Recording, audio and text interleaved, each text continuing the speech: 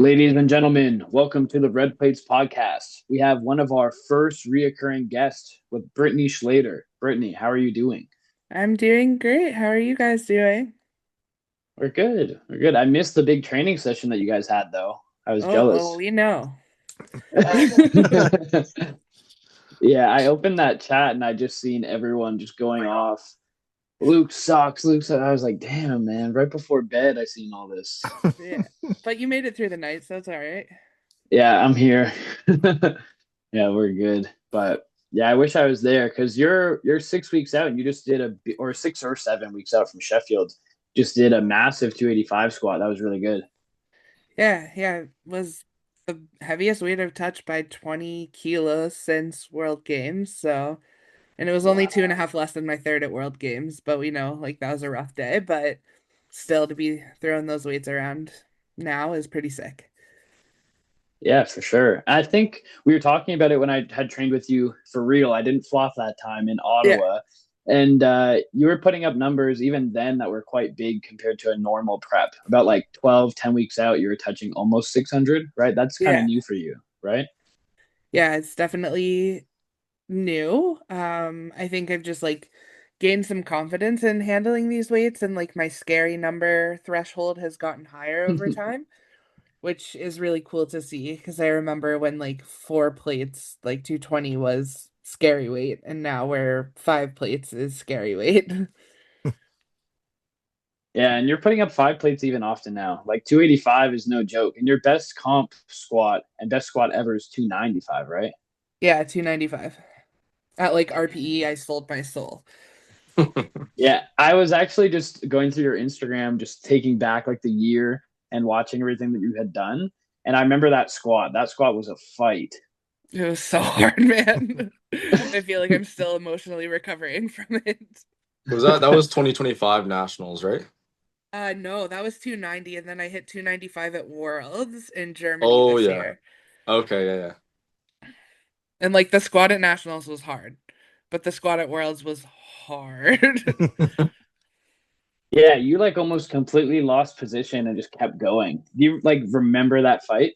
Oh yeah. Oh yeah. It bullied me forward so far, and like time stopped and like the whole audience had kind of stopped cheering, and I was like, "Nah, man, I've done way too much SSB work for this to fail now." I was like, "I guess I'll just stand up now." Wow, that's such a good feeling. It's actually crazy that you could kind of feel the crowd almost like give up though. Yeah. Yeah, you just like hear everyone kind of die off, like, "Oh, we've cheered long enough." And then you're just kind of sitting there like, "Well, all right. Here we are." Yeah, such a good feeling fighting like a big squat like that. Well, I was gonna say the last time we had you on was about a year ago, and a very similar situation, right? You were like 7 to 9 weeks out of Sheffield, which ended up going very well for you because in that meet, that's where you pulled the world record Yeah. deadlift, 273 and a half. So that's like 605, 603 or something. Yeah. Was that your first time pulling the world record deadlift? I think I may have done it once before at Worlds. I think I've done it twice in Sheffield. I don't know. Honestly, I've pulled the world record so many times, but have I been successful? No. But that one for Yeah. sure was successful. Yeah, I was looking back at the whole year and all the things that you've done. I think you've totaled over 720 like four times. Yeah, which is crazy to think about. Like I was looking before I came on at my World Games total because I remember being so disappointed and I totaled like 725 or something.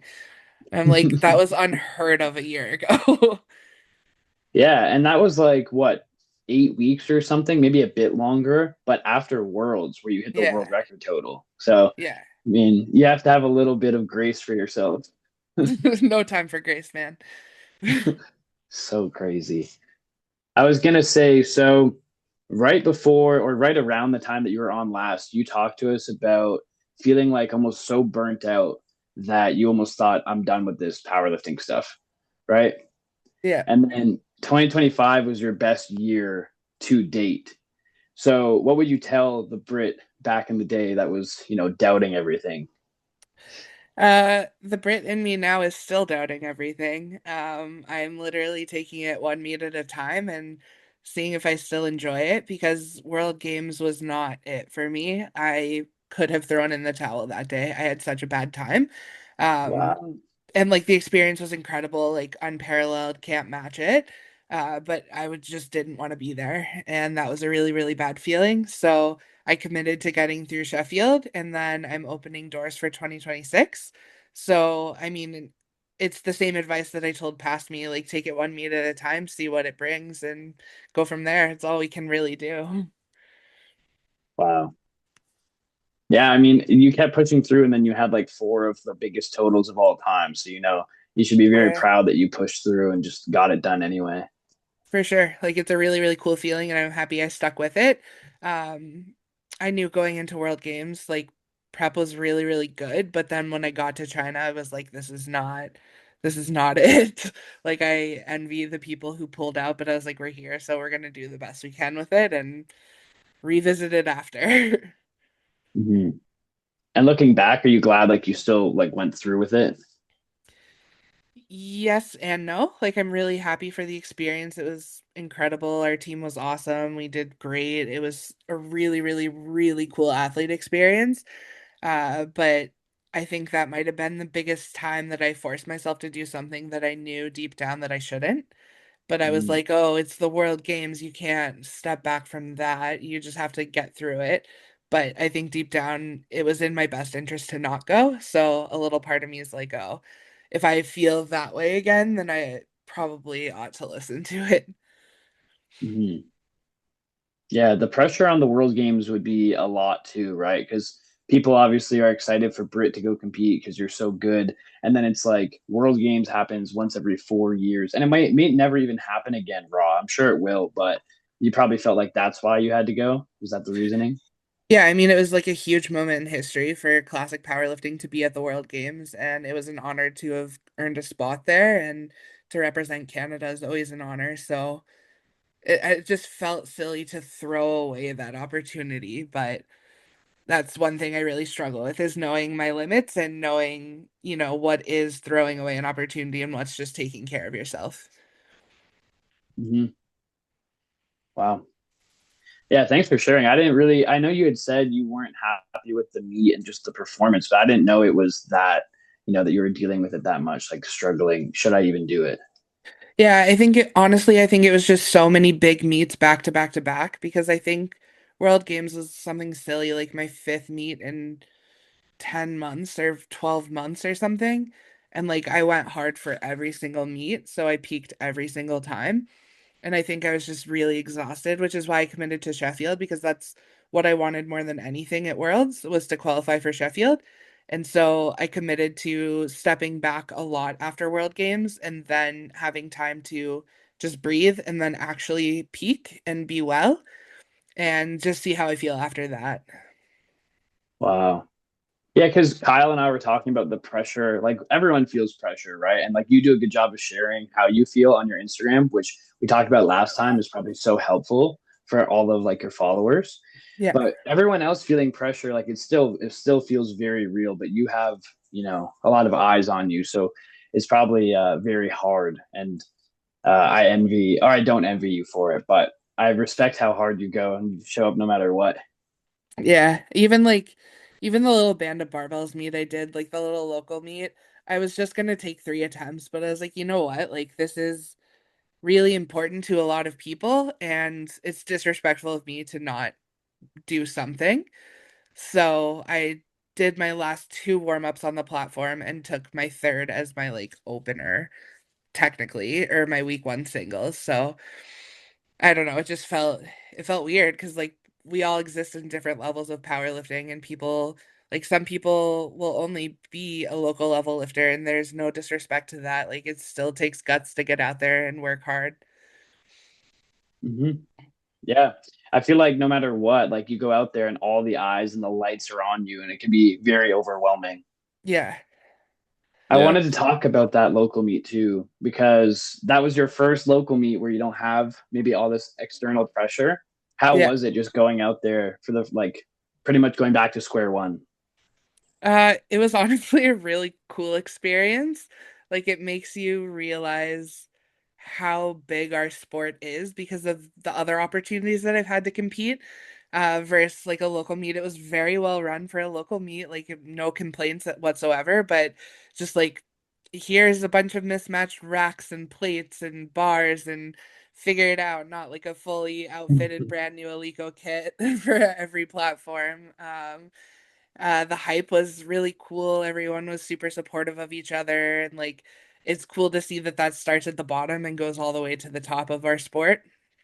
Um, the lack of pressure was cool. Like I knew I still took some pretty big singles for week one for this block, and I still got nervous. I honestly feel like when I compete in Canada, I get more nervous because people expect big things from me here, and I'm like, oh, I don't want to disappoint them.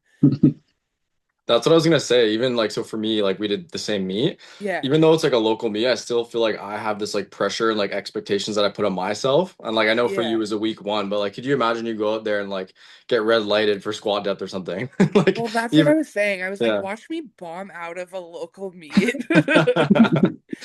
Yeah, it's like even though it, like there's no technically like nothing on the line for a local meet, I still feel like I have those nerves and like that pressure regardless because it's like okay, I have this expectation of myself, so like no matter what where I am, if I fall short of that, it's still gonna kind of suck, right? Of course, yeah. Yeah. Yeah, but I'm glad I Platform's a went. platform, no matter where you are. Yep, exactly. And like you said, like I feel like people start to like, especially you, like now that you've gotten to this level, it's like people start to kind of like expect these things of you. And even though Yeah. like no one would like bat an eye or care, like if you didn't do good, like it's still amazing what you're doing to yourself. You're like, oh, like I let the people down, but it doesn't Right, really yeah. like, yeah, like no one really cares as much as you do about your own lifting, obviously, right? Yeah. Yeah, because I was talking to Luke too. You posted a Q&A like a bit ago, kind of talking about some different skills and stuff that you've learned like just over the years of kind of like dealing with that those feelings on meet day. Because I do like I go through a lot of the same thing, like whether it be like nationals and like Luke was saying is like we can't even imagine what it's like when you're at a Sheffield or like a World Games or something like that. So like Yeah. if you want to talk about it, what are some skills and stuff that you've learned over the years or things that you do on meet day to kind of like help calm those nerves or just like focus on executing? Yeah, so the biggest thing that made the most impact, but that I'm still trying to fine tune, is I worked with a therapist to recognize the fight or flight that crops up in your body, because my body goes into full panic to the point where I can't feel my legs, and trying to channel my legs to come back was like our big challenge, and like working through that when you're only competing X number of times a year, like you don't get a ton of practice. But we talked about how you can be experiencing the fight or flight and talk to yourself and be like, yes, I recognize this, I honor that feeling, but here's how we're going to move forward. We're going to compartmentalize this. We're going to put this in a box that will open up later, and it's a bunch of silly little mind tricks that you eventually find one that works for you. So it's kind of like, yes, I understand how I'm feeling, and like, thank you, brain. I understand that you think we're in a huge crisis, but we're not. And we've worked to be here, and my coaches aren't going to load anything that I can't handle. My body's fully capable, it's fully prepped, it's fully primed. And being able to kind of use rational brain versus emotional brain is something I talk about a lot, because emotional brain tries to dictate everything I do, but rational brain knows there's like this little voice that's like, no, no, we've done this before. Like we're fully capable. And like really being able to put aside emotional brain during competition and listen to only rational brain, or just listen to no brain at all and just give it to the coaches. Yeah, Because that like makes sense. my When you're biggest, doing that, oh, sorry, go ahead. are you actually like talking to yourself through that? Like are you talking to yourself, Oh walking yeah. yourself through those steps? Yeah. Yeah, you Okay. feel fucking crazy, but you're like, yeah, this is this is what we do. Yep. But like that squat we were talking about at Worlds, my third squat, I think my second was 285, and it was not as good as it was this weekend. And we jumped 10 kilos. Luke Homer texted me and was like, oh, you'll jump probably five. And Bryce and Garrett put in a 10 kilo jump to 10 or to 295. And Bryce said it's 100% make. So I was like, all right, it's 100% make. I went out there. It was not 100% make. Like, by the grace of God, I made it through that rep. But I just had to turn off brain and be like, oh, he said it's a make, done. Yeah, I Hmm. think having that trust in your coaches is huge too. Like hearing someone just say that. I know seeing that text message right before, you might have been like, "Oh shit," but then Yeah, hearing well, I Bryce didn't be like, see it until after. Like, Luke "Okay, and I will chat as needed. Like, he's always there during my meets because there are times I'll be like, okay, like, honestly, how did this move compare to whatever? Because I train with him every single day. So he knows my lifting well too. And I like input from different people just to like gather, where I'm at, how I'm doing, how things are looking. And Luke is one of those people I go to on meet day. Obviously, my coaches take precedence, but yeah, I didn't actually see that message, and then I got another message and it said, "You greedy motherfucker." yeah, that was awesome." So that's a big moment where like if you did have any kind of like doubt in your mind, like going into that squat when it was like a make or break like that, then like that could have like affected you, right? So that was one of those situations where do you do like a lot of work like beforehand, like before the meet too, of just like telling yourself, okay, like this is the weight, or like visualization, I guess you could say, of like what Yeah, weight's I gonna, do a yeah. ton of visualization and like just mental prep, and going into that meet, I knew no matter what, I could not afford to miss a squat. I knew like if I missed a squat, I was out of the running, period. And so I knew like, yeah, it's gonna be hard, and it was harder than I thought it was gonna be, but I knew like I had to stand up with it. So Yeah. were you like, oh, sorry about that. No, no, go ahead. I was just gonna say, like, I feel like now that you also have that under your belt, like you could be like, okay, like I can fight through a really hard squat and then also still show up and hit like a massive deadlift same day. Like I think that's a big thing to have that experience. For sure. Yeah. Yeah, that's a massive win because sometimes when you grind out a squat, it's like it can definitely affect even the bench or the deadlift. So to have done that in one day, you're like, okay, it's okay if this happens. Yeah, I was sick. Like I'm still peeved about my third pull, but I was so tired at that point. It was so freaking hot in Germany.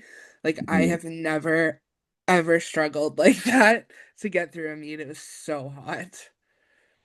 Yeah, there was like Yeah, no lots of. air conditioning at the venue, wasn't there? There was air conditioning, but they turned it off and opened the windows. What? Oh, Yes. Why? It was so hot. Like every single one of my meat photos, my face is beet red, like the same color as my singlet. I'm like, well, these are flattering. And I'm just covered in sweat. Like, oh my God. And nobody told them that maybe wasn't a good idea. They just ran with it. No, the weather was like okay most of the week, but then it got really hot for the heavyweights and super heavyweights. And then cram a bunch of big bodies in a big room. Like Yeah, it's gross. that sounds horrible. Bear in mind this that's also the meet where you hit the world record total, so maybe that's the key. Yeah. Just turn the meat venue into a sauna and Britt will Yeah, destroy make it a all. sauna. And honestly, like I would rather compete hot than be in a freezing venue because my body Yeah. just doesn't function as well. Like even though I'm dripping in sweat and I'm disgusting, I'm like, I'd rather this. And Yeah. like it was a quick turnaround time, like Worlds generally is because it's prime time, but I can handle those kinds of things where I feel like it takes a bigger toll on some of my competitors. Because like I have the ability to train fast, train big, and train fast, and that is really important in a lot of these meets. Yeah. so Have you one. guys ever competed in somewhere that is just like really cold? Because I feel like that's the worst feeling. Like I Uh, remember I had a meet where I weighed in like super early one time. It was like 6 a.m. and then I got out like after out of the weigh-in and like had to like re-warm up, but I couldn't, like I was shaking, shivering the whole yeah. time. Like I can't like think of a It's specific time. afterburn Normally it's all like the time. comfy. that's true. But at least it's not when you're competing. I'm talking about like I like had to strip down, like weigh in, and then I just had this shake in my bones and I couldn't get out like throughout all Oh warm-ups. no. Yeah. Yeah, I think it's definitely better to have things moving fast and have things like be hot versus the other way around. Yeah, for sure. I'll take it Yeah, any day. yeah. But I'm assuming at Sheffield they'll have the AC on, hopefully. Yeah, I remember it just being a comfortable venue. Yeah, It's Nothing. I'm not some like, oh God. yeah. 9 hours. Imagine how fried your back would be by the time you got the deadlifts. Like if you did a really hard squat and had to deadlift 6 hours later, that would be horrible. Yeah, that gives your body way too much time to realize what's happening to it. You, you, you, Yeah. you need so much ibuprofen. Yep. Were you talking about just in a long meet? Is that what you mean? Yeah, like those untested meets that run the full day. Oh Like yeah, they yeah. squat at 9 and they're deadlifting at like 5 at night. Mhm. Yeah, that'd be insane. Britt, when you started getting to higher level competition and everything started going a lot quicker, did you find it hard to, get on pace with that, or was it just fine for you? No, it was fine for me. I think back when I first started competing in higher level, I only trained alone, so I wasn't waiting around for anybody anyway, and I was pretty like I have the opposite. Like I have to set a timer to make sure I'm taking enough time because Oh wow. when like my nerves start going and anxiety starts coming, I'm like just get it done, just get it done, just get it done. So I have to be like, no, no, it's literally been 2 minutes. You should probably take a second before like another big attempt. Yeah. What were you saying you do? I believe we talked about it last podcast, but what do you do between like first and second attempt or second and third? Like, what are you doing? Are you doing the visualization that you were talking about? Uh, so I have a buddy that comes to all of my meets with me, and he sends me my attempt, and I sit there and I watch my previous attempt because that's exactly what I do in the gym. I sit there and I Mhm. critique what went right, what went wrong. So I watch my lift, listen to music, usually panic to Bryce. I'm like, "Are you sure it moved well? You're not just lying to me?" Britt, I would never lie to you. Okay, Bryce. Generally that same conversation every single meet. Okay. That's cool. Yeah, I like watching the lift back just to be like you can kind of convince yourself like, oh, they made a big jump. Okay. Yeah, I could see why they did that. Yeah, and like again, my emotional brain tries to win, and things always feel worse for me than they look. So Mhm. watching the video, I'm like, oh, it did move well, or like, oh shit, my hips shot up a touch early, or I just need to do whatever to make this better. And that's exactly what I do in training. So I try to keep it as similar to training as I can. Mhm. Yeah, that's key. I recall when we were talking about your feeling of burnout before, and like you just said, you did train a lot alone. I know now you're training at Luke's gym all the time and you're training with a lot of different people and even venturing out to different gyms. Do you think that's helped a lot as well with you feeling a bit better? I soul searched a lot a few years ago. I was traveling constantly, just like visiting a bunch of gyms. I think in prep for Sheffield 2 years ago. And I still got the burnout, but it delayed it for sure because training with people is exciting. Training with different people is exciting.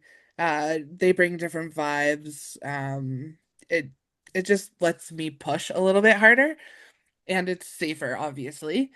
Hmm. So I would say like it definitely delayed the burnout, but then when I like training with Luke is now like the equivalent of what training alone used to feel like. So we get really Hmm. excited when somebody else comes and joins us because we're just like one and the same at this point. Hmm. So Yeah, it's burnout just still routine. starts coming back. Fair. One other thing I really wanted to touch on, and I think we should probably do this with lots of people that we have on the podcast, is talk about some of your favorite moments, or if you have like a stick out favorite moment in powerlifting, whether it be competing or training, or what that has been for you. Hmm. I think for my career, the biggest standout moment was when Bryce told me that I won Worlds in Malta after being like completely clueless that I had won or was even in the running. Uh, that was just a really cool moment, and I remember it feeling like super overwhelming in a good way, and I felt super proud of myself, and that was a really, really cool feeling. Yeah. Yeah, I think that was like one of the moments that I was envisioning you were going to say, because I was Yeah. like I said, looking through your whole Instagram, there was that moment, and then the one where Bryce was this the same moment, or is this the Germany where Bryce is like you already won, and then you invited Garrett and everyone to come cry with you. Yeah. That was in Germany, yeah. And That that was such a sick video. yeah, it was honestly it was such an emotional moment after fighting burnout so hard and I went into Germany feeling good. Like I Mhm. knew in my soul that I was gonna win. And I don't say that lightly, and you know I don't say that lightly. Yeah. Like I did what I came to do, but then it backfires. I came home and I'm like, well, yeah, I was supposed to win. So it's like, oh, you don't you don't like give yourself any time for credit. You're like, yeah, I was supposed to win, but now how do we get better? Oh my. Yeah, there's always going to be some sort of battle, right? Usually you're like kind of doubting yourself. And then now when you believe, you're like, it's like the Kobe, like job's not done. Like, Yeah, exactly. I feel like a huge thing with those memories too is like when you go 9 for 9, it just makes it so much sweeter. Because like Yeah, for us, like as if one little thing goes wrong, like even if you put up your best performance ever, but you still miss the lift, it's still gonna kind of like slightly sour that memory for some reason. yeah, But it's still like you set a world record total, but then you end up just missing one lift, and it's like oh, like it kind of sours it, right? Which, uh, yeah. yeah, Yeah, like I in Germany broke the world record total on my second deadlift. Went for the third, which would have been a deadlift world record. Missed it, and I'm like, oh well, that was shit. And just like walked off the platform. Like, yeah, you already won, great, but I missed my deadlift. yeah, So, yeah. Did you know that it was already like a world record total though? I like yes and no. I knew if I used logical brain because I knew that you would have had to break the world record total to win. Yeah. Um, and they announced when I walked out that I was already the world champion, which Bryce and Garrett didn't want me to hear. Because they were like, "Oh, we want you to try on this deadlift," and I was like, "I promise I'm gonna try."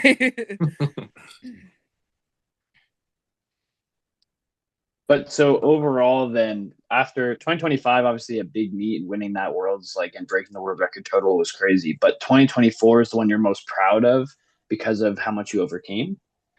uh, You said no, 2023 Malta 2024 was was that? shit. Yeah, 2023 was Malta, right? Yeah, Okay, 2023 was Yeah. 2023. Malta. 2024 was Lithuania when I was super burnt out and had just like a really subpar meet. Like I went 9 for 9, but like none of my numbers were PRs, and it was the first meet that I didn't PR Mhm. things, and that was a really bad feeling. I think this meet is so 2024 Lithuania. You still this is 269.5. I'm assuming was the world record. So that's the only Yeah. way you so that's still pretty cool.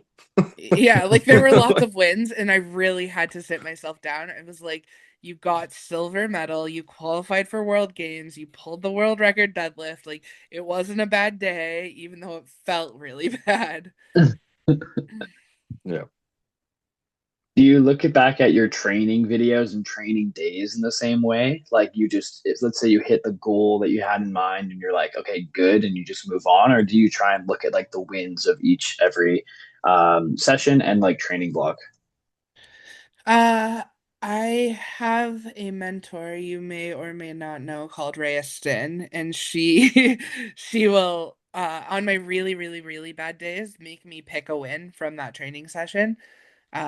And that's really helped. But yeah, I don't know. I was actually talking to Luke Homer about it today because I hit that big 285 squat on Sunday and then 260 triple today for deadlift, and it just doesn't feel like good work. Like I don't know, it's so weird. And like I know I'm just really, really hard on myself, but I'm like it didn't make me feel the way I thought it would to be like, "Oh, this is sick." I'm like, "Yeah, that's great." But also there's just like no emotion attached to it, and I'm like, "This is weird." Because often you like hit a big PR, like a big milestone, you're like, "Hell yeah, this is so sick." But I'm like, I'm just lingering. I just want more, I think. Yeah, the Yeah, it's drive for interesting. more. I feel like it's all about how we like work things up in our head or lay it out in our head. So I remember it was like a month or two back. I squatted 320 for the first time, and like realistically, it was like a kilo and a half PR. So it's just like little smidge PR. But to me, it's like Yeah, that meant so much just because it was the yeah, sixth red, and like I yeah, had all this like importance like build up in my head. But I've experienced the exact same thing as you, where it's like I hit something and I'm like, oh well, like that was cool, but like I don't care as much. So it's just like I feel like it's all about how you look at it.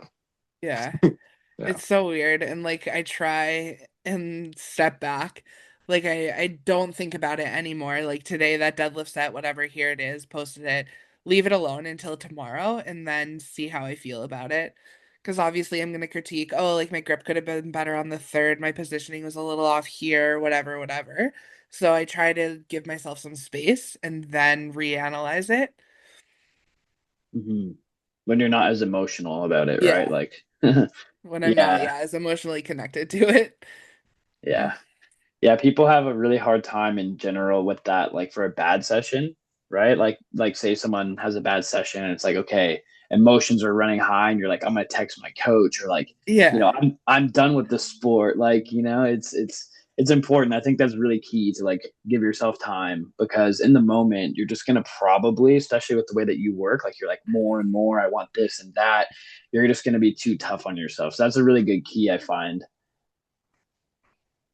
Yeah, I yeah, think for that tip sure. from Rhea is huge too. Is like I feel like no matter how shit a session goes, there's always a win like somewhere in there. And if you're Yeah, like, because the thing is, if you're always like super hard or negative about your training, like if you hit a PR and you're like, oh well, like my technique wasn't great, it's like you're not gonna really last, right? Because it's like you're if you're negative about PR, like how are you gonna be when you fail a lift or when you do yeah, this, right? So exactly. you have to generally like try to enjoy training and always find the wins to want to keep yourself kind of coming back. Yeah, I distinctly remember having that conversation with her. I I don't know if it was maybe before Worlds. I pulled a 270 double, but I dropped the second rep. And she was like, "No, you pulled a really good single." And I'm like, "Don't change it to a positive right now." I'm like, "Let me have my pity party and we will talk about this rationally later." Yeah. Yeah, Yeah. that makes Well, sense. I feel like you could be emotional in the moment, but then as long as you can go back to it, be like, you know what, this wasn't too bad. Yeah. Yeah. yeah, it's so funny when you're like in your feels and you want to kind of feel bad about it. She's like, "Well, you only need one rep in the competition, so you're good." Literally what she said. I'm like, "Shut up." Yeah, I love hitting my athletes with that. It's like, hey man, like you're mad that like this didn't move good. It's like a 20 kilo PR. Like I would kill someone for a 20 kilo Literally. PR. Too good. Is there any of these mental like I guess not games, but like methods that you've used that you found like just don't work well? Like anything that you've tried and just isn't it? Mm, I'm sure there are, but it's one of those things where you just try and discard, and I can't recall off the top of my head right now, like, oh, this distinctly did not work for me. Hmm. You know what's an interesting one is I know a lot of people do visualize things or visualize a certain weight on the bar and do that kind of stuff. But I found sometimes like I could visualize like a certain weight and like see myself failing it. I'm Yeah. like I'm like, okay, I don't think that's gonna be helpful. So I feel like that's like a tricky one sometimes. Like especially if you have that experience. Like I had like couple meets in a row where like I just could not like I could rip a deadlift off the floor, but then I would mess up the lockout, right? So it's Yeah. like, okay, you're gonna visualize yourself like locking this shit out, standing at the top, like whatever, and then I'd visualize a certain weight and like fail it. And it's like that's definitely not helpful, right? So I think you have to visualization I think is an interesting one. Like you have to be skilled at it. To play devil's advocate to that, I did a podcast a while ago. I don't remember who with, but I was talking about visualizing, and I do actually visualize failing lifts too, because I need to know how to emotionally get through that to keep get going with the meet. Because I'm like, Mm, I knock on wood have not failed a squat since 2019, and I don't know what I would do. And I'm like, I can't go in blind because I need to be able to prepare to be like, oh, that fucking sucks. And now what do we do? Because you can't just crash out and not continue with the meet. Yeah. yeah. Yeah, it's a skill. I remember it was actually 2019. I'm sure I've missed since then. Like I definitely have, but I remember 2019 as well.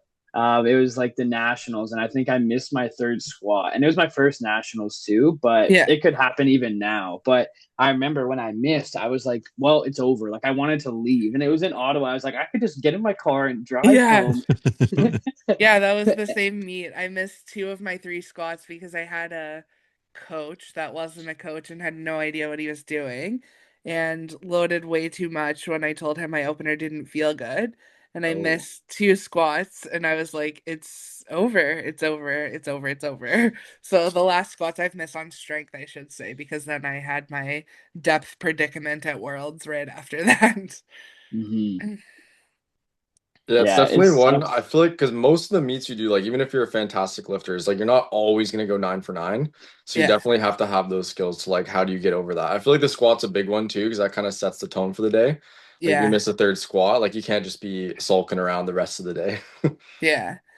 Like I missed a third bench at Sheffield last year and I crashed out so hard. And Bryce was like, "You need to get your head out of your ass and we have to deadlift." I was Yep. like, okay, I hear it. Because Bryce is usually the nice one and Garrett's the mean one, but he was like, "You need to get your head out of your ass." And I was like, "Oh, he's not. He's not playing. I guess we'll deadlift." I find too, I think just separating the meat into like multiple parts. So like if they're cutting, it's like cut and then it's recomp and then it's warm up and squat. It always helps because even if things go really well, right? Like I've had a squat session go extremely well and then just crash out into like excitement. And then my emotions are running high and excitement's high for too long. And then it Yeah. comes time to warm up for bench. And I'm like, I've wasted all this energy. So I feel like kind of just got to be like an assassin, like get in, get out, and then warm up and just like not let your excitement ride high for too long. Yeah, I definitely have that issue too. Like in a meet, like for me, it's like I'll hit like a big third squat, and then I'm just like on top of the world. And then like if you miss a bench, it's over because you're coming from this really high peak. You miss a bench, and then you're in the gutter. So yeah, it's definitely something to kind of control being on an even keel, like especially in a meet when there's not just one lift there, or two, there's three. Mhm. Yeah. Yep. And the reason I asked about visualization or like if there's anything that didn't work for you is because, and then Kyle funnily brought it up, but I was visualizing some things that I was going to do because I just had a big session. And Yeah, then you I did. envisioned myself failing multiple times. And I was like, Yeah. no. So I had to re-visualize it like three Yeah. times. Like it was just, I was like, wow, maybe I should stop doing this. And then eventually I was like, take a break, just catch your breath, and then re-visualize. And then it ended up working. But I was like, wow, like, am I planning to fail here? Like, what? Yeah. I think that's actually what you were talking about, like emotional brain versus rational brain. Because like for me, it's like me emotionally, it's okay. I'm like scared of like failing a lift, so I feel like that's why I'm seeing this. But like rational Yeah. brain, it's like okay, my training has gone so well, it's building up into this. There's no reason why I can't do this. Like I need to be able to Right. visualize myself just like locking that shit out. Right? But it's definitely a skill. Yeah. I always tell my athletes, it's like, I wouldn't have put it in the plan, the attempt sheet, or obviously loaded it on the day if there's a good chance you're gonna miss, you know? Mhm. So it's like trust yourself and trust your coach, and then just trust like how your seconds moved, you know? Just like we're not setting you up for failure here. And obviously your team wouldn't either. You have like such a good team of people around For you. sure. Yeah, but I get it. Trevor, you haven't said much about this. What do you do when it comes to big lifts? Just brain completely off, Is it? like fully off. Yeah, if it's on, it's not good. Yeah. I remember you were saying because you don't really talk about it too much, but then Trevor and you and Kyle and I had a podcast, and you were saying how you'll envision the best case and the worst case scenario, so that when you Yeah. get to the meet, you can just vibe. Yep. Yeah, the meets I do the best are where my brain's just off. I'm on autopilot. Yeah, yeah, that's what you did at props, right? Like I was like, oh, what are you gonna do tonight to like pre-ritual? You're like, I'm just gonna like play video games or whatever. Like it's not that, or like whatever you did. I think Mario just Kart, right? no, I don't think I've played any video games. Okay. I think You're Mario Think, Kart is killing that. terrible. I remember seeing a yeah, stat that's where what I was thinking Mario too. Kart like stresses you the hell out. Like they did a study and it was like what who had the highest heart rate playing like all these different games and Mario Kart was like at the top of Yeah. the list. That shit Yeah, is next level it, stressful. it definitely would be. Yeah. Yeah. Do you Yeah, do that's anything, pretty. Brittany, as like a pre-meet ritual, like say like the week leading into the meet or the night before the meet or anything like that?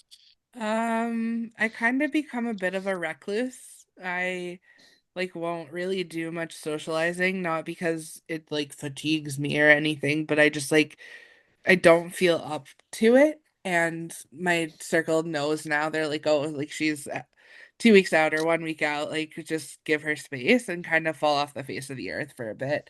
I don't know why I do it, but yeah. I don't necessarily have anything that I'm like, I have to do this before I compete. Mhm. be honest, I feel like that's good. You're just conserving your energy, like everything, even the social battery, all that stuff. You're battling Yeah. all these nerves, and also you're less likely to get sick. I feel like that's a big one. Yeah. It's like Mm. I don't like going out like in the weeks leading up to a meet because imagine you get sick and that last like week or Yeah. two, it sucks.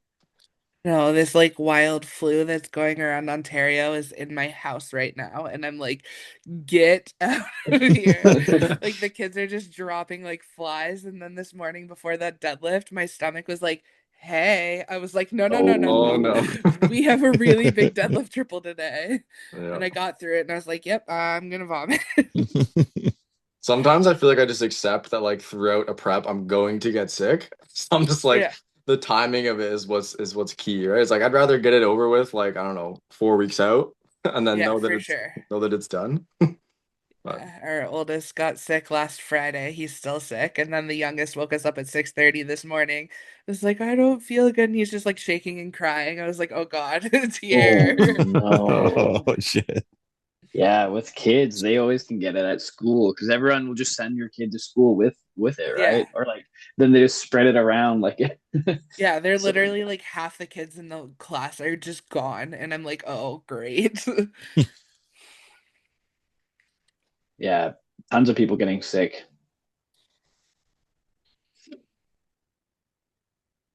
I remember Luke telling you that like a week before Moose Jaw Nats, you and Rachel wanted to go to the mall after we trained or something. Like, you guys crazy? What if we get sick? You guys thought I was fucking out of my mind. the mall is a funny one though, because it's not like you're like that close to people or like touching things. You're just like you're scared of like a big crowd in general. You're like, no. Yeah. Just don't go anywhere. Yeah.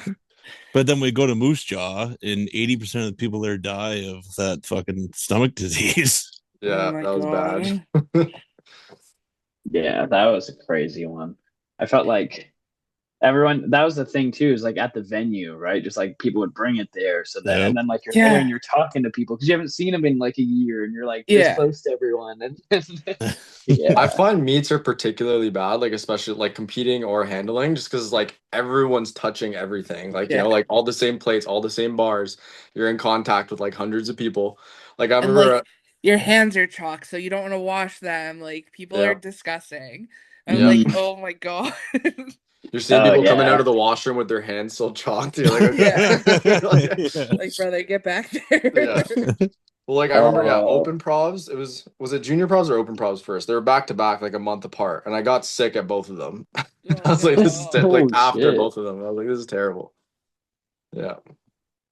Yeah, whenever I'm at meets now, I always try and just like be aware and like before you like, cause like typically I'll be like, okay, time to eat, and then I like I'll use a fork and stuff, but I'm just like, oh no, like you gotta go like wash everything, like you can't be. Yeah. Well, that's the thing. Everyone's giving you snacks like Timbits and whatever, and you're just grabbing them with your filthy hands.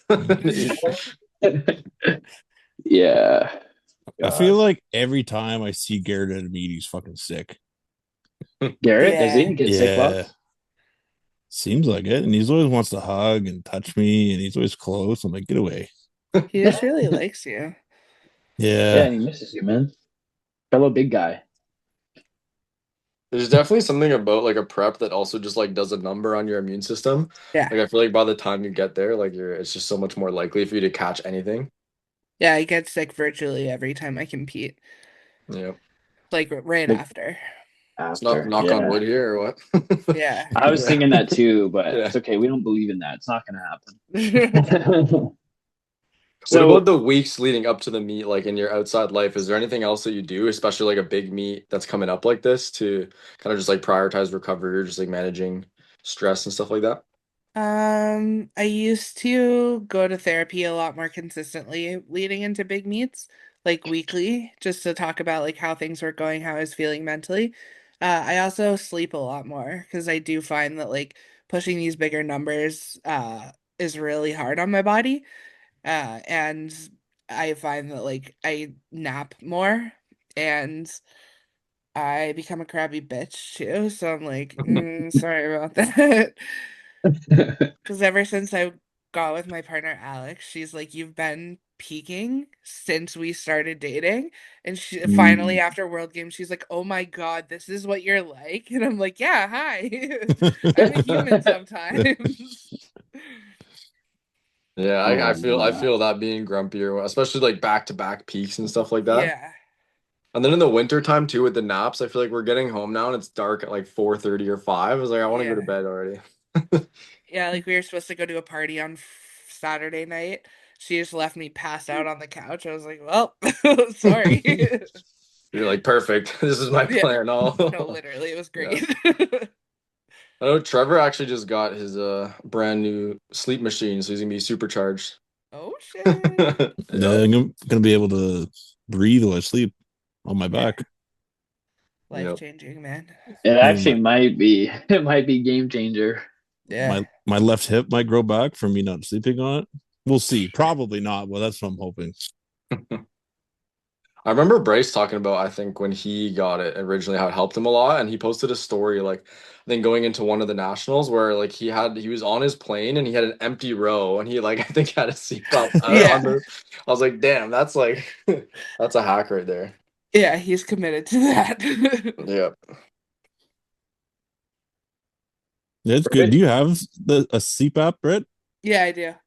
Fuck, it's I got so it last good. October and magically I got really strong. Yeah. Crazy Whoa. what happens when you can recover. Mine, I've only had it for a couple days, but it's got the heated hose with the Yeah. humidity. It's so nice. Yeah, it's nice. And like honestly, the first few days were the worst of it, and then you just get used to it, and it's yeah, like very, very big difference. Yeah, the first like 2 nights were kind of meh, but then the last 2 nights have been great. I didn't realize how like dry and congested I get, but that humidity through Hmm. the hose, holy fuck, it's good. I didn't realize how screwed up my nose was. I know it's like a drug, man. It Like you is. nap without it, and you're like, how did I ever live like this? Give me Yeah, that good good. it's so good. It's like I'm putting moisturizer in my nose. Like Yeah. it's so nice. My God. But No, I want one. I'm I know pretty I won't. I'm pretty sure Luke needs one. His fucking neck is bigger than his head. Look at that thing. If I ever go up, I'll definitely be having one. Honestly, the worst But part of it to me looked like when you were doing like the actual like the sleep study or whatever, when you had to go in for the testing, that looked like it sucked. Oh, that was horrible. Yeah. How did you find that, Britt? Like the first time you went in with the 8,000 wires in your head? So I did I cheated the system. I did an What? at home and then just paid out of pocket oh, for my CPAP Oh, fuck. instead of going through OHIP, so I never had to like sleep at the hospital or anything. So it was just like one wire or like a tube in your nose and one wire in your chest, and that was it. See, I looked into that, but apparently in Ontario they don't do it, is what I was Yeah. told. I mean, I did it. I have Yeah. a they family doctor lied. that prescribed after my at-home sleep study. So I was like, whatever, I'll cheat the system because they're like, it'll be 19 months to wait for a sleep study. I was like, yeah, Holy that's not gonna fuck. happen. Fuck that. Yeah. I looked into it and they told me no, so they must have lied to me. Or I just am really good at cheating the system. Yeah, they must have liked you. Fuck. Yeah, 19 months is insane. Like I it waited was maybe something wild. 6 months because I think I did it when I renewed my driver's license around that time. Yeah, that's insane. It's like 2 fucking years, and you Yeah, could die from this. yeah. Would you say like It is non-jokingly, is that insane. do you think that's the biggest thing that changed? Because like from your like 2025 nationals, for example, the 720, and then you went to 737, like in that short time frame. Do you feel like it was just like the really good sleep that Yeah, I or was mean, it training got better and I was actually sleeping and recovering. Like, I don't know, it sounds so silly, but like the mental clarity I had after getting my CPAP, I was like, how did I ever exist? Like, I was literally a walking zombie, and I was like, no wonder I wanted to sleep all day, every day. Like, I wasn't sleeping at all at night. So yeah, I'm sure it has some validity to it, but I don't know. I thought that feeling was just like powerlifting, just being a powerlifter. Maybe you Walking need a through. Yeah, CPAP. maybe you Maybe. guys need it too. Maybe. I I don't know know if it's Dale directly loves sleep it. related, but I find like when I have like a couple weeks of just like really heavy training, I do get that like that brain fog and like just feeling Yeah, like a Yeah. zombie like walking through every day. But for sure. yeah. Yeah, I would find like when your CNS is fried, sleep was even worse than normal sleep. Yeah. It's also partly because before all those sessions that you do to fry your CNS, you're blasting caffeine, or at least I am. Like, Yeah, I think that's a you thing. okay, I don't really have that issue. okay. My sleep Okay. my sleep is bad enough. If I smash a bunch of caffeine at 6:30 that night before I trained, it'd be over. You don't take, well, you take caffeine before like the big weekend sessions, though.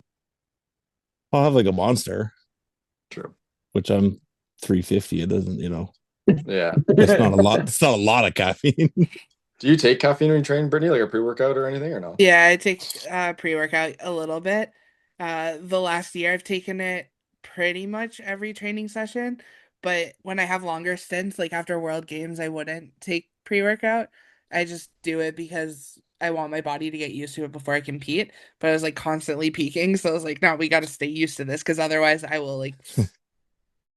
All right, just a little technical issue there, but Britt, you were talking about the pre-workout usage. What were you saying? Yes. So now that Kyle's face is changing, um, I take pre-workout, yes, for training and competing. When I'm in more of an off season, I won't take pre-workout, but then as I start ramping up and getting closer to the meet, I start taking pre-workout again so that my body gets used to it because otherwise it hits me and I'll take a panic attack or like I'll have a panic attack because it's just like too much and my body's like, I can't handle this. So like easing back into it and getting used to that stimulus.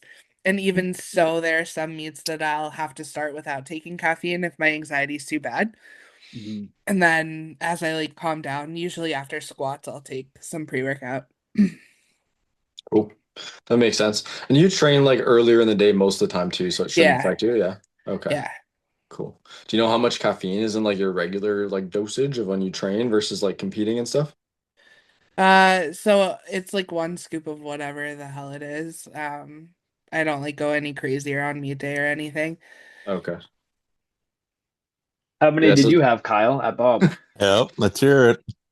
I normally do like I'll max do two, but the one that we take is really strong. It's I think it's like 360 milligrams. So I'll do like a scoop. 700. Yeah.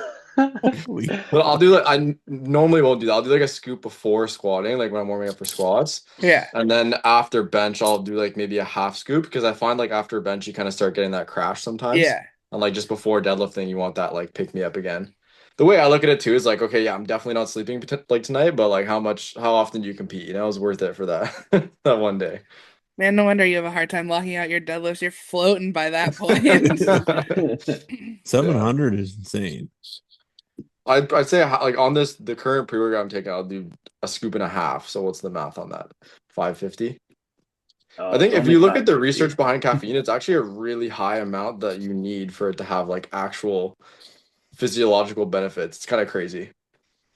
Let me do the math. Have you guys Maybe seen that? It's that's like something like 5 milligrams per kilo or something like that.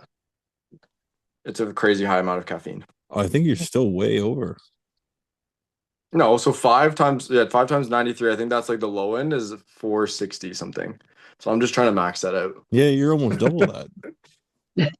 Perfect. It's right in the slot. Maybe that's why your deadlift you go up and down sometimes because you're just The fucking convulsing. jitters. No, we Yeah. figured it out. I'm a new man now. We're over that period. Yeah. Yeah. When I was like a crazy junior, which actually wasn't that long ago, I guess maybe it was, but Bro, you're I 28. yeah, oh no, I'm 27, but it's still unk. The 4 entire years ago, gosh. But I would just go crazy with the pre-workout. I would just like attack and attack, like especially during a meet. Like I think I would just like, oh, I have some time before this next warm up. Let's just have Oh more. my Take another god. one. It would be, and I'd just be wired the whole time. And like, I remember just like having hype music on the whole like 6 hours, 5 hours, whatever the meet was, just going crazy. And then I quickly realized like that's not the way. No. Luke Homer just texted me and said Luke squatted 310. Oh, let's Oh. go. He watches the YouTube. Yeah. I just sent him Also, a picture of you talking. I was like, yep. I got it. I was wondering what was so long, like taking so long for you to resend the link, and then I went on Instagram and saw that you were posting stories. Well, I actually posted this story when Britt and I were on the call and you guys still weren't here. Okay. Yeah, one of Wait, those what? posts was like, oh yeah, there it is. Trevor just made like it. What Your in audio cut between out. calls, I opened Instagram. Luke posted like 5 stories. He's got a brand new post. He posted a YouTube video, and he wonders why the fucking call dropped. No, man, I wasn't doing any of that during the call. Trevor's audio is going crazy right now. He's doing the thing where it's like he'll lag and then talk super fast right after. It's pretty good. Yeah, he's frozen in the bottom of my screen. Well, now that we got into the pre-workout, what about your nutrition and stuff? How has that changed like over the last couple years? Like, what does that kind of look like? Do you like track your food and stuff, or do you just kind of make Yeah, sure you yeah, feel I up there? track. I work with a nutrition Sure. coach. It's Is it? mostly just been trying to Oh, maintain body weight. maybe I'll switch it to the data. How am I looking now? You go Trevor's ahead, in a Britt. different universe right now. Yeah, Sorry, Go Britt. Trevor's ahead. doing whatever you do on your third deadlift. He's in that other universe. Sorry, continue. No, you're good. Sorry. Yeah, I track, work with a nutrition coach. I just Is try to it maintain body weight, make sure I'm getting protein. Why is he Man. still allowed on these calls, man? I don't know. I think this is just fun to him. I don't know what he's doing. You can just keep Can you going. guys Like, hear me? okay, he's back maybe. Oh, There he we go. left. Okay, Oh, go it's ahead. too good. Okay. Yeah, I don't know. It's nothing too crazy. Just like hit my protein, get carbs in. I have to have more fats than normal because of my polycystic ovarian syndrome, so making sure I'm hitting those macros every day. Nothing crazy, and I'm not like must abide by or end of world. Yeah. So the calories, though, you're pretty spot on with. Yeah. So that's the carb and fat split that doesn't matter too much, right? So you're saying? I mean, no, it's pretty consistent every day. It's just like if I'm a little off of whatever on a day or two, it doesn't matter that much. Okay. Yeah, fair. Does When it did you change at all, start? like depending on like what like leading into a meet versus like an off season or something like that? Like, do you push calories a lot into the meet or vice versa? Or... Uh, Calories stay pretty much the same. I just am a lot closer tracking with what I'm. Blah, blah, blah. I pay a lot more attention to tracking my macros more closely when I'm closer to a meet and like making sure that I'm getting in all of my calories to keep body weight consistent, keep it up, keep training, keep fueling the training, fueling the recovery. Okay, cool. So like leading into a meet, it's mainly just kind of like maintain body weight, make sure your fueling sessions, everything's kind of like dialed in. Yeah. Cool. Or even like gaining a tiny bit of weight because every time I travel for a meet, anxiety hits and I end up dropping like several kilos by the time I leave Canada. So, just anywhere around that like 130-ish range.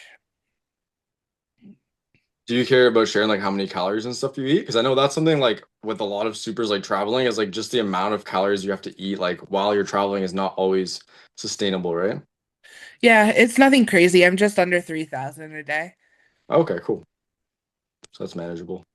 Yeah, for Does it sure. feel super hard to do? Like some people's like that would seem like a very big amount. Some people that'd be very easy. How do you find that? Yeah, it's pretty hard some days. Like my body doesn't want to be this heavy, but I'm like, no, no, just hang in there with me for a little bit longer. And that's another reason I'm like, oh, maybe eventually I'll like take a step back and just like cut body weight, get healthier and whatever. But it's definitely hard on your body being this heavy. But it was like a pact I made with myself. I was like, we'll gain weight, we'll compete, and then when we're not competitive, we'll cut the weight and then just kind of end up where we end up. Yeah. Well, obviously it's done like wonders for your performance like over the past couple of years, just kind of like dialing that in more, right? Yeah, for sure.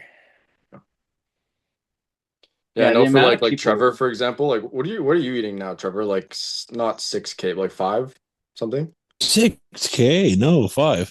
6 is crazy. Oh, That's Oh, still just like six and five five. is five. still a shit ton. 6 Yeah, five is crazy. 6 is fucked. I've eaten 6, but it's almost like you're wasting so much energy just fucking eating and Doing. digesting that it's just horrible. Yeah, it's terrible. Yeah. Five is like the sweet spot. Yeah.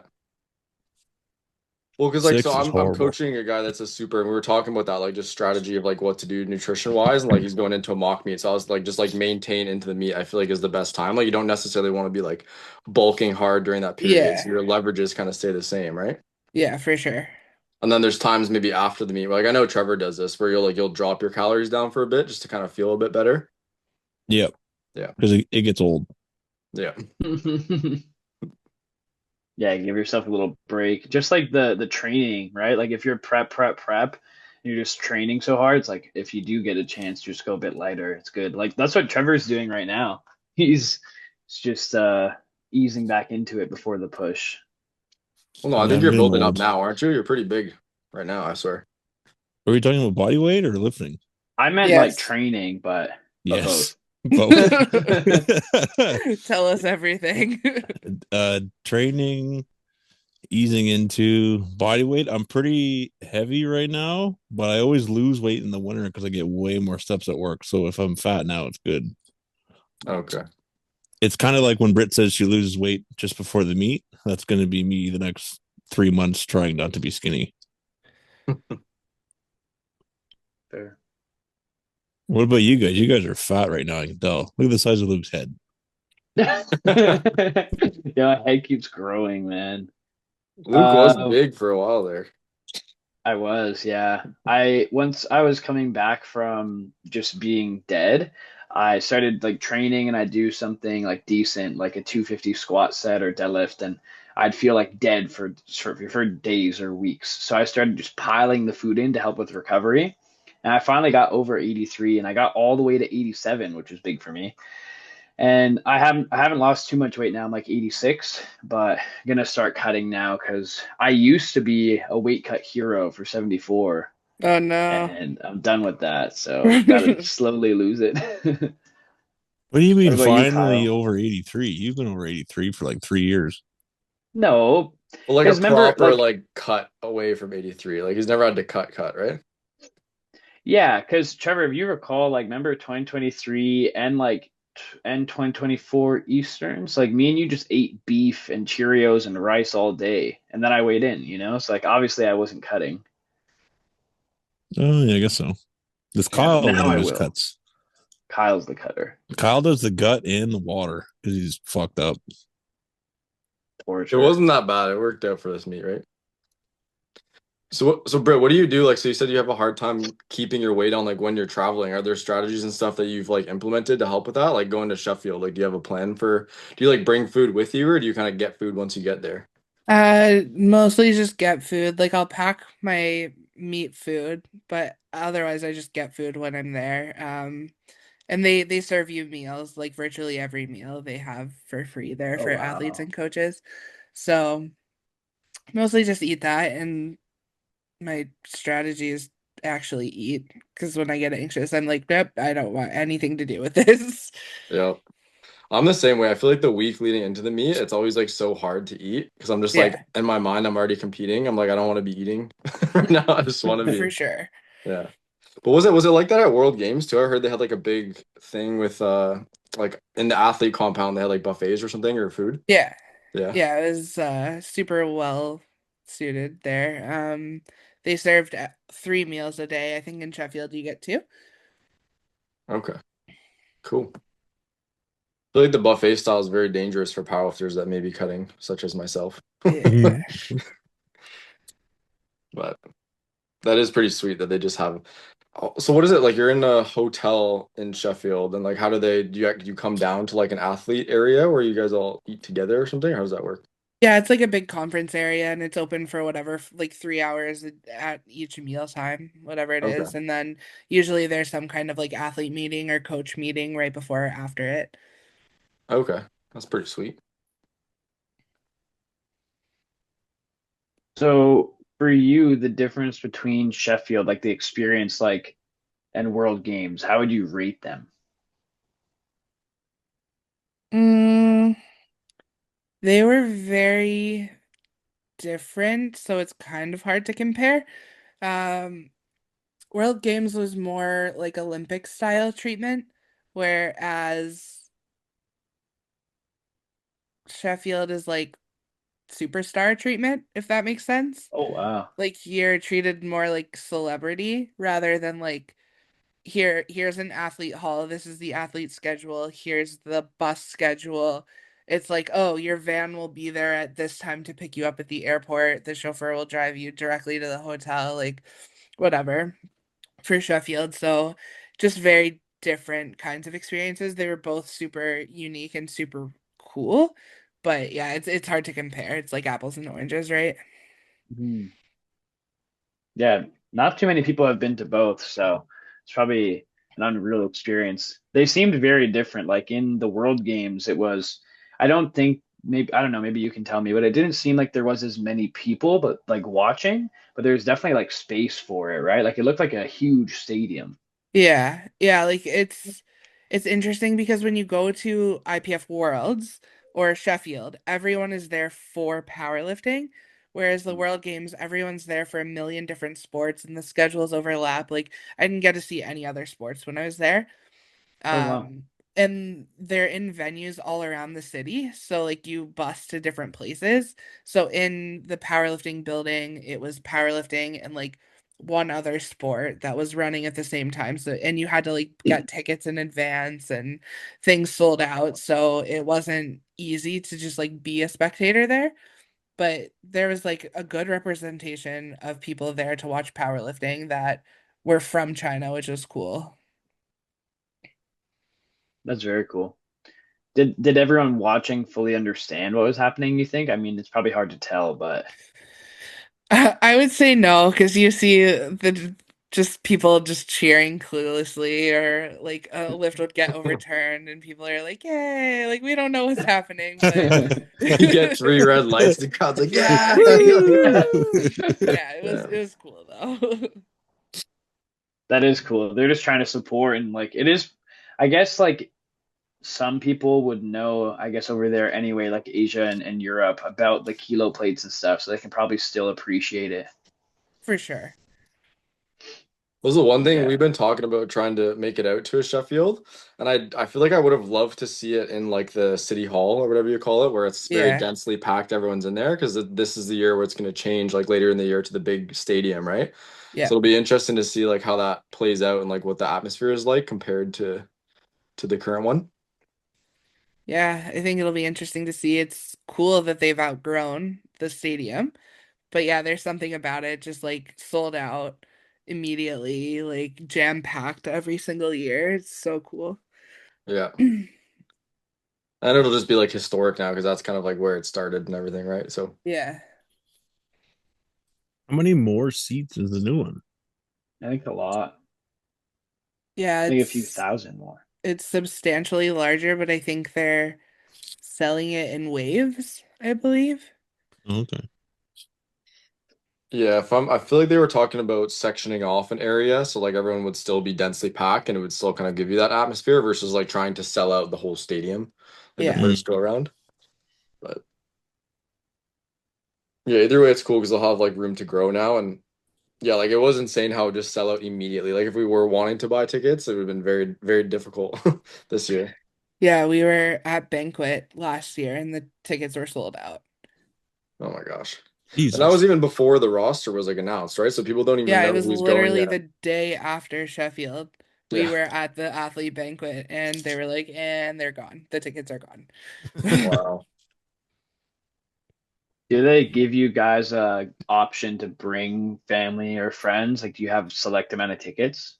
Yeah, we can request tickets, but athletes, their coaches, and their partners, the respective partners, have first dibs, and then athlete guests have like an allotted number of tickets that you can request, and depending how many people need tickets, you can be approved or denied. Oh wow. Hmm. But I think the limit's four. Oh, that's pretty Okay, good. 4 tickets. Yeah. Does that include your family though, or four guests like outside of your coaches and No, family? include no. So it's your coaches, and then the four are separate Okay, for cool. family. Are you trying to Sweet. see if she'll give you tickets, Kyle? I'm kind of Yeah. seeing if I could we go. I'm looking at flights right now. Yeah. I was even gonna say, I wonder if there are like whatever scalpers or people like after the fact that would like sell tickets and stuff like that, but I don't know. It's Probably, yeah. interesting because you look for tickets and it says nothing anywhere ever. Like the Oh, couple wow. times Hmm. I've looked just out of curiosity, like no resale sites, nothing. No. That's Dang. good. Hmm. Hopefully it never comes like that. Yeah. Ticketmaster is evil. Yeah, Yeah, we should try and go this year. When is it? September? The second one? November, I think. November. Flights to the UK aren't that bad. It's probably cheaper than fucking Newfoundland. Oh my god. Yeah, it's definitely cheaper than flying in Canada. Yeah, Cheaper to fly to Sheffield than within Canada right now? Is that what you're saying? probably. Probably, yeah. Probably Oh my equal gosh. or cheaper. Yeah, Wow. Th- it's pretty bad in Canada. that's the reason why we ended up going to Ireland, literally. Because we were going to do a trip in Canada, and Paige said, "Oh, let's go to Ireland." And I look at the tickets, and they were actually cheaper than flying most places in And you're like, Canada. well, done. Yeah. Yeah, it's pretty bad. Well, it's So like for they this just announced. nationals, Sorry, go ahead, Luke.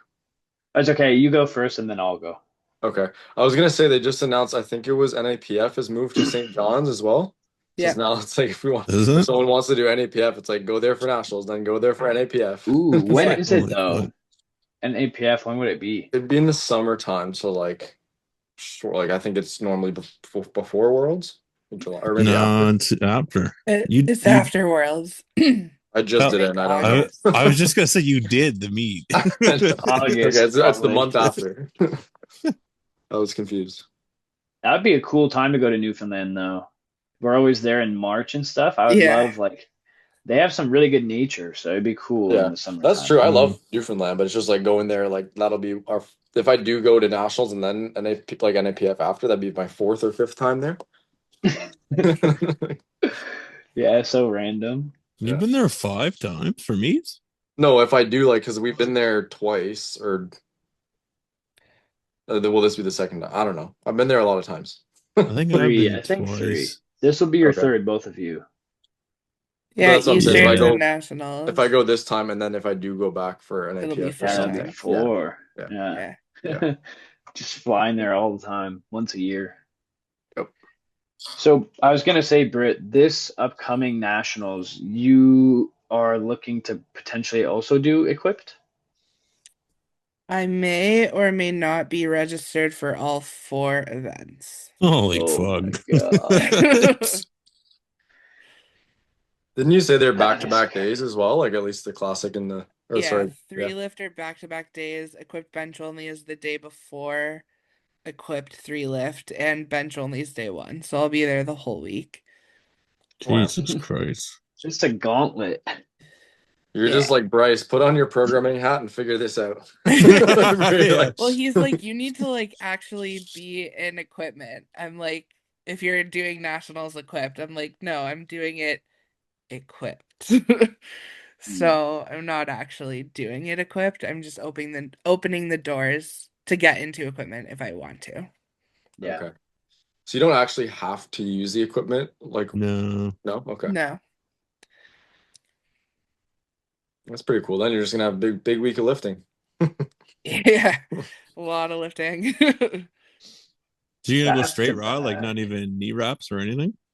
I might mess with knee wraps. We'll see. And it's just hard because I don't have time to play with knee wraps now before Yeah. Sheffield. And then after Sheffield, I only have a couple of weeks. Oh, Yeah. that's true, yeah. So it's not really a lot of time to figure things out because I did knee wraps after the Bandit Barbells meet because I couldn't get my knee sleeves over my calves. Luke knows about that. But I had Garrett wrap me like very loosely, and I'm such a bitch baby about it. I'm like, this hurts so bad, it's so uncomfortable, and I can't reach depth. So I'm like, I don't even know if I can just like throw on knee wraps. Yeah, the pain would be crazy, especially because like we're used to focusing on like, bracing, your foot pressure, all that, your back, and then now your knees are just aching and praying Yeah. for you to stop. You're like, I can't wait to be done with this. Yeah, I only roughly considered it. I don't think I'll ever actually do it because that would be, yeah, just hectic. Yeah. I will eventually. Maybe 2026 is the year. We'll see. Hmm. And Bryce is now fully on that journey, right? Is he doing Yeah. raw too, or is it just equipped now? No, he's just doing equipped. He got the itch really badly when we were in China watching the Oh equipped World wow. Games. He was like, I gotta go back, which is great to see him loving lifting again. Yeah. And he's losing a lot of weight. I think was he Yeah. 105 or is he on his way? He's on his way to 105, yeah. Yeah, because that'd be quick. Yeah, he's a little guy, minus his neck. His neck has not shrunk. I'm like, brother, what happened? It's all muscle tissue now. That'll be cool then. I'm excited to see him do the equipped because he just did his qualifier, I guess, for Nats. Yeah, last weekend. Mhm. That'd be cool. Yeah, super stoked for him. Trevor, are you getting in the equipment? Not yet. I'm still too bad at raw. Would you actually do it? Uh, probably not. I don't know. Hmm. I never actually thought you'd consider it. I mean, if I was completely dead, maybe. I don't know if it would help. Isn't that what you do when both your hips die? You just start lifting equips because the suit I holds them think so. together. I It think holds that's you how it together. It works. holds you together. Yeah, Yeah. You That's do why equip Eric bench went back only. to it. Eric thought he was going to do equips, fixed his hip, and then he was back. Oh, I didn't even know that. Yeah. Like Blaine Sumner, I think he got rid of both of his hip labrums, and that's why he had this lift equipped. Oh wow. Hmm. More you know.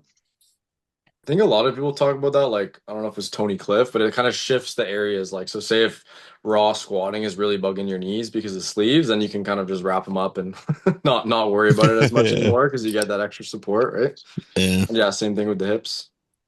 Or if your shoulders get banged up on bench, then maybe the bench sure will help you a bit. But Yeah. Yeah, you have a good circle around you though for the equipment because you got Luke Homer, you got Bryce, you got Garrett, Rhea, Mm, like yeah, for Ryan. sure. Yeah, you're stacked. You have all the experts. that's a Yeah. lot of peer pressure, I bet. Eh, they they think I should stay classic for now, I think, but Yeah. we'll see. what does Yeah. Bryce think like with if you were to mix it in, do you think you would help your classic lifting or not so much? It would take away from it. We haven't really explored or discussed too much that. Um, he just is very much I support whatever decision you make right now. Because I'm like, I don't know what I'm gonna do. I don't know. Should I do this? Should I do that? He's like, well, whatever decision you make, just let me know. But he's like, he panicked when he realized that I was signed up for Equip Nationals. He's like, you don't even have equipment. And I'm like, no, it's Equip Nationals. You're like, yeah, don't worry. Yeah, but I think I'll have to like I could try to do both, but I don't think I can give 100% to both if I choose to do both, if Yeah. that makes Mhm. sense. It could be one of those things where you just save it for a time when like you feel like you need something novel, like just to kind of spark the fun in training And that's again. kind of where I was. I was like, Yeah. ooh, I just want to, I'm like itching to get into equipment after World Games. And so I was just like messing around with knee wraps and like a bench shirt once. And I was like, okay, I actually hate this, but we'll do it one day.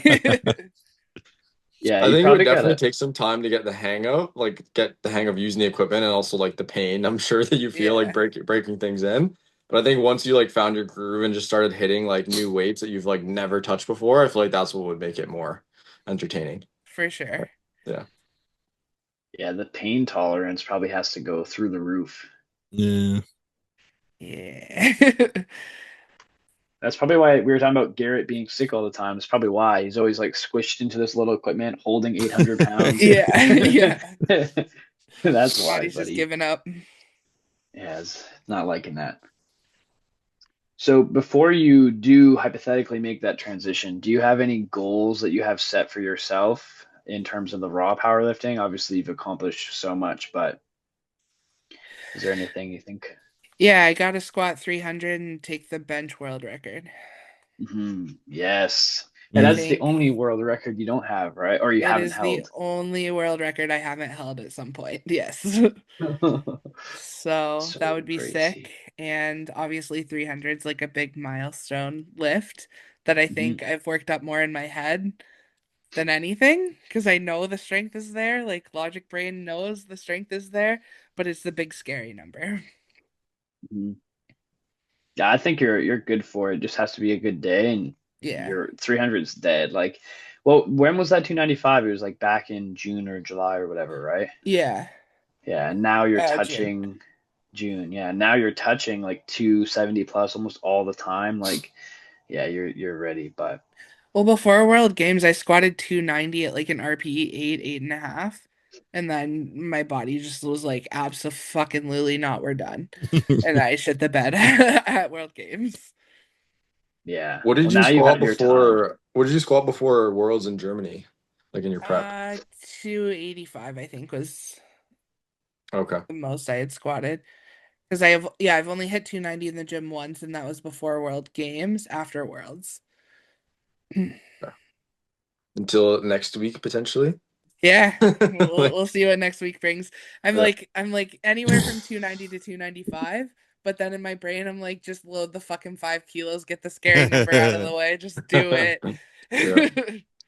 How many weeks out will you be next week? Is that six? 6, 5, 5, Five? 6, Okay. And your blocks like 5 weeks long? Like 4. four? Okay. So I have one more big squat on Sunday, and then washout week, and then a block into Big block. Sheffield. Yeah, Okay, cool. Yeah, so there's still lots of time to recover if you just want to yeah, get for the sure. get the monkey off your back. I know. It's I'm like, how much will Bryce kill me? It depends how badly it goes. Be like, so I did a thing. You can't be mad if someone squats 300 I kilos. know. Be like, Britt, I don't think you should have done this, but also, good job. Yeah, yeah. That's exactly how it'll probably go, but it's done soon. You're gonna definitely get it done soon. Yeah, I'm trying to stay patient, like honestly wait for the right time to do it, whether it be this block, next block, or at Sheffield, we'll see. But who knows? Crazy. It's a cool one though. It's like it's like it's not a matter of like if, it's like when, like you Yeah, do have it. So that's very cool. because it's been on my meet card for the last 3 meets, and I just have not been able to execute as well as I needed to on the Mhm. day. So I'm like, no, it's gonna go on the meet card and we're gonna do it eventually. Yeah. It's just like, what you said about like the scary number. It's like Yeah, that was the scary number. This is the like high end, and it's coming down to being more and more realistic. So, yeah, it's good. It's good that you've been patient with it. And for the bench, 167 and a half would be the world record. yeah. So it sits at 167, so it would be in 167.5. Oh, nice. Okay. Yeah. And your bench is cooking. You've been having some good Yeah, it's benches. been really good. And honestly, at Worlds, there was room in the tank. I hit 162.5. I think 165 would have been there for sure on the Mhm. day, but we weren't in a position where we could take bigger risks. So that was in June. So lots of time that I've been building bench. So hopefully by the time Sheffield rolls around, we'll get to take a crack at it at least. Mhm. Yeah, your Who bench is looking holds the really bench good. record? Who It was has set in the? 2024 in Lithuania, Alexis Jones. Oh, okay, yeah, yeah. That's a big fucking bench.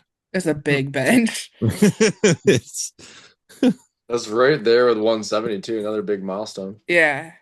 And like, I don't know, I've never considered myself a good bencher. So I'm like, if I could claw my way from the bottom of the barrel to bench the world record, that'd be so sick. That would be crazy because holding every single world record, that's Yeah. ridiculous. feel Like like that'd be so holding. cool. I feel like holding the bench and deadlift world record is probably very rare too. Yeah. Oh Yeah. yeah. Actually, I wonder if many people ever have done that because that is, usually like if you're holding the deadlift world record, like you could be okay or good at bench, but The only uh, person I can think of is probably Bornstein. yeah. Yeah, I think don't know. And did he even I do think it? doesn't Agatha? She doesn't count for anything. She's just fucked. Yeah, that's the person I was gonna think of. Yeah, probably Agatha. She's done it all. Did she take Jess or maybe a different weight class? I'm thinking 69 class deadlift record. Yeah, she Yeah, I was don't think this. I Yeah, think Jess still 69. has that record, right? Yeah, just still has it. And the Yeah. 76 is at 261.5. Yeah, Mm. That was a crazy pull. that was wild. Yeah, that was fucked up. It's like one of those ones that like I could play back in my mind, even Yeah. though it was a while ago now. Like just the whole Uh-huh. thing was crazy. Yeah, I remember watching it at work and just like, what the fuck? Yeah, so good. So sick. So is Agatha out for Sheffield? What the hell is going on there? To my knowledge, yes, she is out and will not be competing at Sheffield. Damn. That is so sad. Yeah. I think It's isn't it a year ban like over like not just Sheffield, like I think overall because of her national Yeah. federation? Yeah. It's insanely unfair too. Like, I mean, for the band, didn't really make too much sense at all. And like Agatha makes so much money from the sport. It's like her livelihood, her passion. Like it's wild. And they banned Yeah. her coach, I believe, for 2 years. Yeah, for two. what? Yeah. That's That's like, isn't brutal. it pretty much like, so imagine, Britt, if you had decided not to do World Games, it's like if you pulled out of World Games and then Canada Powerlifting was like, you don't get to compete for a year now. Isn't that Yeah, kind of for what sure. happened? It's like, yeah, Seems like it, yeah. yeah, That's what I heard too. yeah. That's brutal. That Yep. opened Sheffield up a lot though.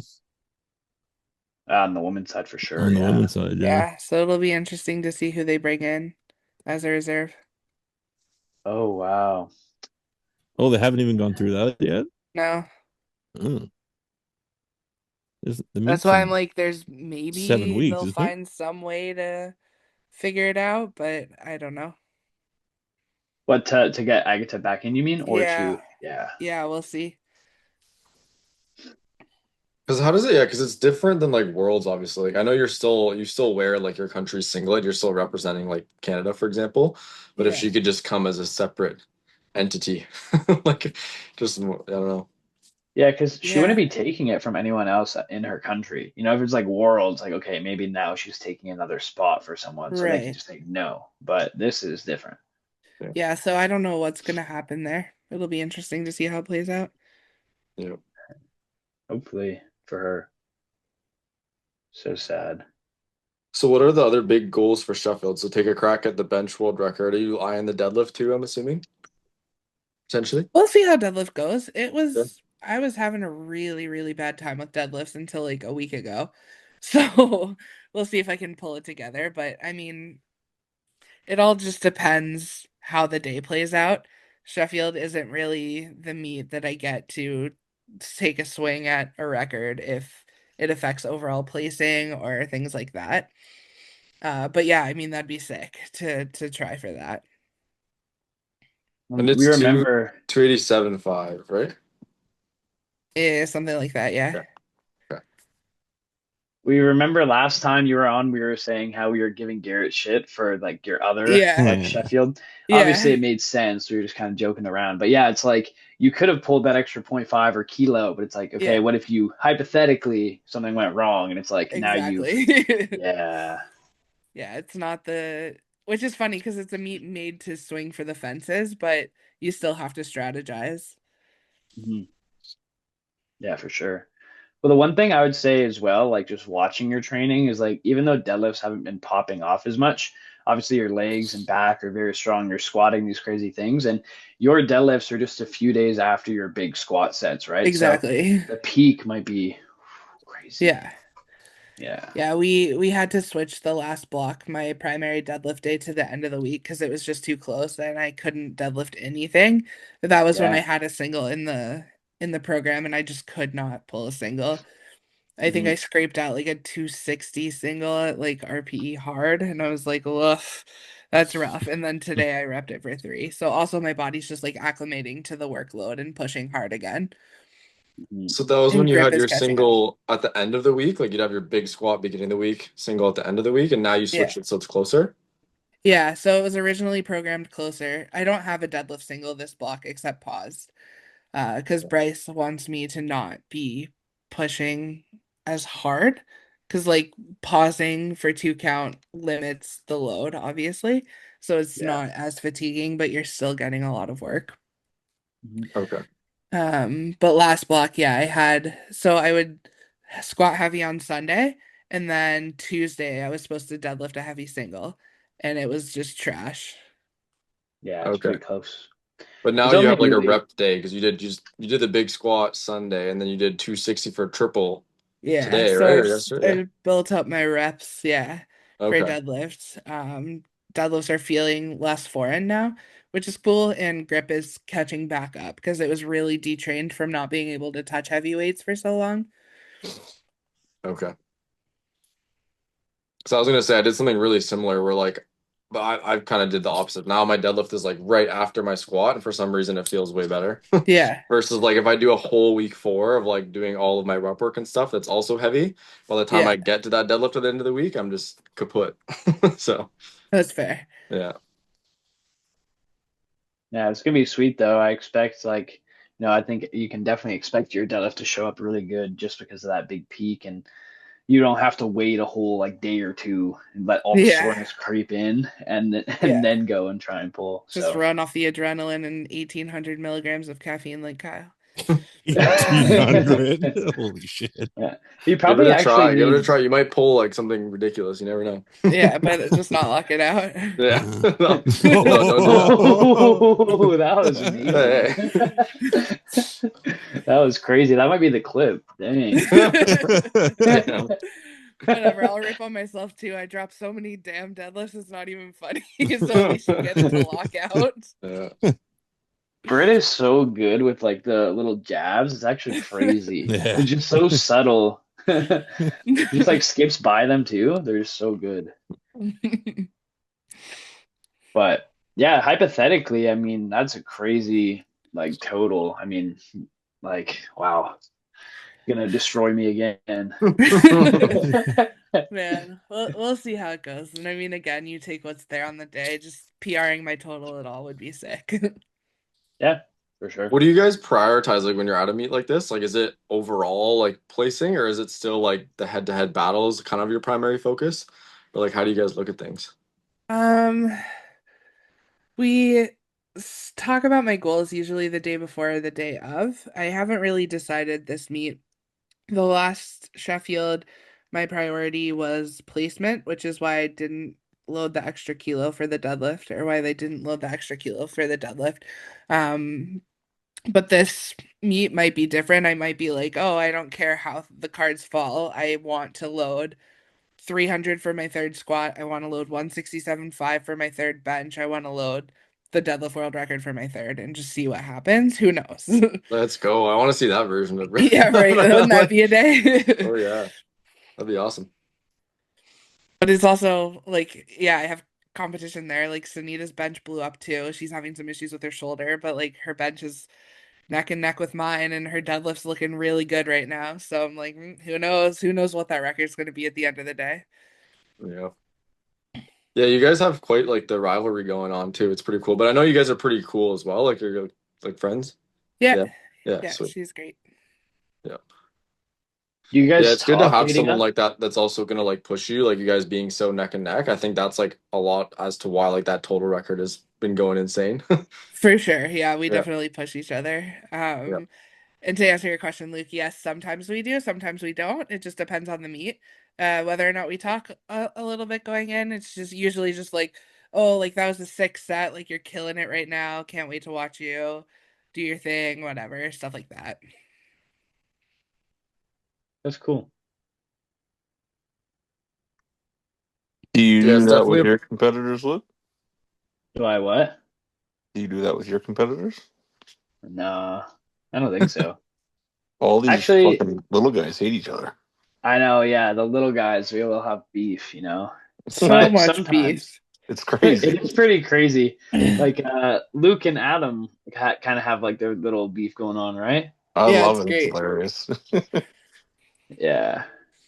So Adam used to train with you guys a bit, right? And now it's over.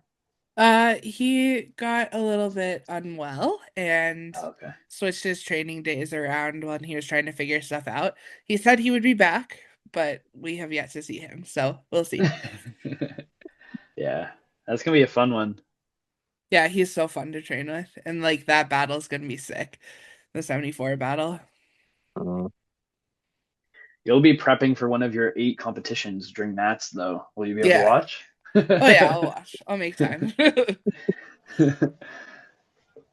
Yeah, I'm excited for that one. This Nats is gonna be a really good one. Like in Canada, it's just been getting crazy. Yeah, it'll be so sick. Yeah. Okay, well, that's pretty much it. I mean, it was great to have you on, and I'm very excited to see what you do at Sheffield. And if you happen to be down this way, hopefully we can get a session in again. Yeah, for sure. If you show up. if you're not busy, hey Luke. Oh God, man. The podcast like listeners gonna be like, wow, Luke sucks. No, he'll be like, wow, she's abusive. It's probably the only mean side of Britt ever, actually. Literally. That's how you know I'm Like, whoa. comfortable with you now. Yeah, that's actually what I was saying to them. I was like, when I opened that chat and I seen like you, Luke, everyone just going Yeah. off, I was like, oh, okay, now we're actually friends. Well, now I'm glad. Yeah. Okay. Well, thank you so much for coming on, and we'll talk soon. Of Yeah, sounds good. Thank you for having me. course. All right, guys. Peace.